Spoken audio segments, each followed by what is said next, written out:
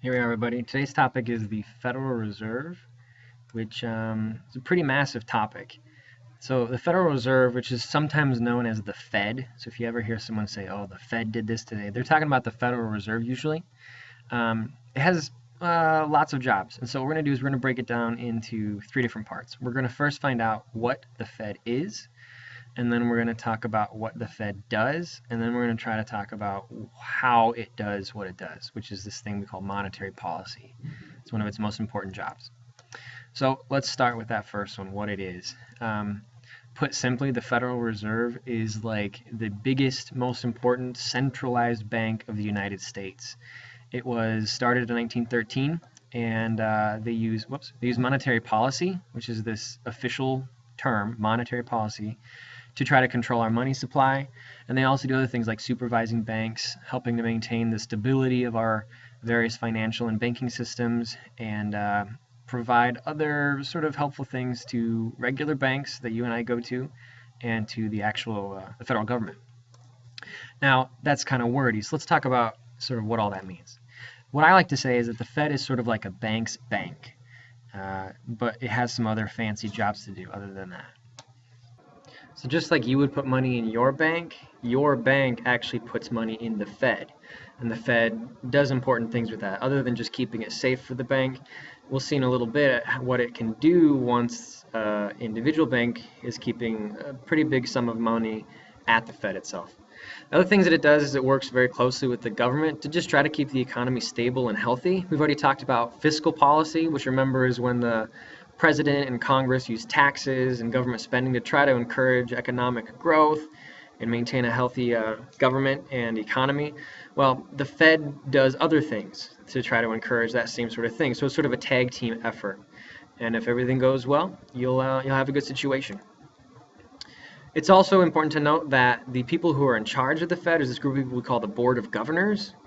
The Board of Governors are these 7 very, very respected financial people in the United States. They come from different backgrounds, but a lot of them maybe used to be part of individual banks, but they get recruited to run in the Fed.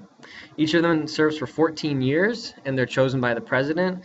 And then there's one individual chairman or chairwoman who actually leads the group, and they do that for 4 years at a time.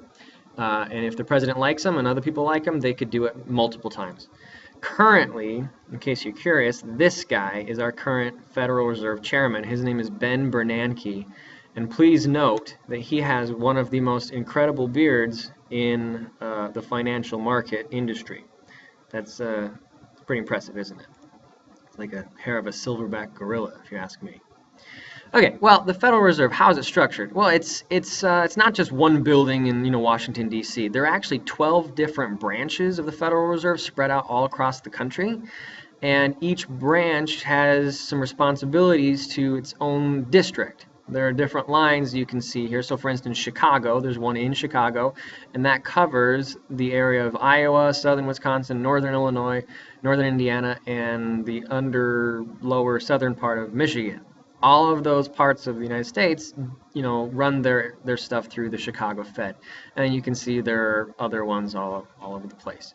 There is one in Washington, D.C., which we'll get to in a second.